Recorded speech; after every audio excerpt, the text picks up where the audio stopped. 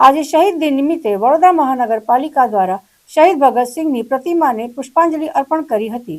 Saunders હત્યા અને assembly bomb કાંડસર્જી ભગતસિંહે શાહીવાદના પાયા હચમચાવી નાખ્યા હતા। ભગતસિંહ મર્મજ્ઞ હતા, ચિંતક હતા અને લેખક હતા। તેઓના આ વિવિધ સ્વરૂપો તેમની શહીદીની છાયામાં ઢંકાઈ ગયા છે। તેઓ માનતા હતા કે અભય બન્યા સિવાય સશસ્ત્ર ક્રાંતિની ઉપાસના થઈ શકતી નથી। ભગતસિંહ ફૂલ જેવા નિર્દોષ અને વજ્ર જેવા કઠોર હતા। આ વિવિધ પાસાઓના એમના જીવનકાળ દરમિયાન વિવિધ પ્રસંગોએ અભિવ્યક્ત થયા છે।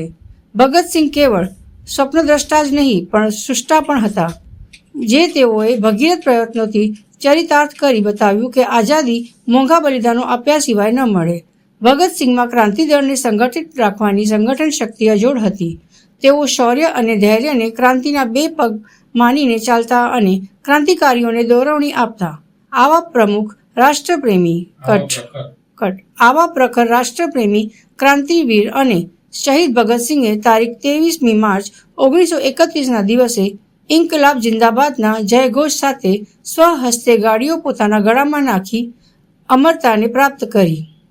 આજે 23મી માર્ચ છે। આજની તારીખના ઇતિહાસની વાત કરીએ તો આજે શહીદ દિવસ છે। 1931માં ભારતના મહાન ક્રાંતિકારી ભગતસિંહ, સુખદેવ અને રાજગુરુને બ્રિટિશ હુકુમતે ફાંસી આપી હતી।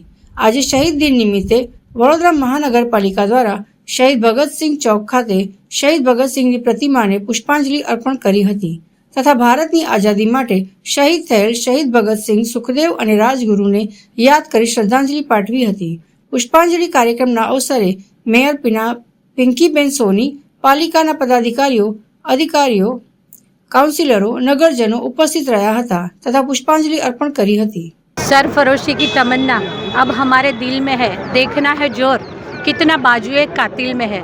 શું તમે કલ્પના પણ કરી શકો છો કે એક એવી મોટી હુકુમત કે જેનું શાસન દેશના મોટા હિસ્સામાં હતું અને આવા મોટા શાસનને જડમૂળથી હલાવી નાખવાનું માત્ર 23 વર્ષ પૂરા કરીને 24મા વર્ષના યુવાન, ભારત દેશનો યુવાન શું છે ખરા અર્થમાં સમગ્ર વિશ્વને યુવાન વ્યક્તિની જે વ્યાખ્યા પ્રોવાઈડ કરી હોય કે જેણે રાષ્ટ્રપ્રેમ શું છે, રાષ્ટ્ર ભાવના શું છે અને પોતાના દેશ પ્રેમ માટે, પોતાના દેશ માટે જો પોતાના પ્રાણોની આહુતિ પણ આપવી પડે ને તો કાચી સેકન્ડનો પણ વિચાર ન કરે ને તે ભારતીય યુવાન હોય છે।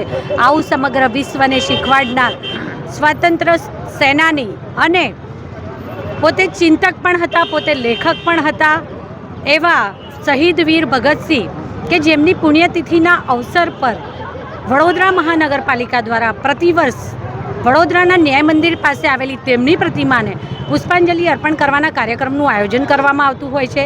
ત્યારે આજ રોજ વડોદરા શહેરના સૌ શીર્ષસ્થ નેતૃત્વ, અગ્રણીઓ અને સૌ નાગરિકો સાથે મળી અને તેમની પ્રતિમાને પુષ્પાંજલિ અર્પણ કરી હૃદયાંજલિ અર્પણ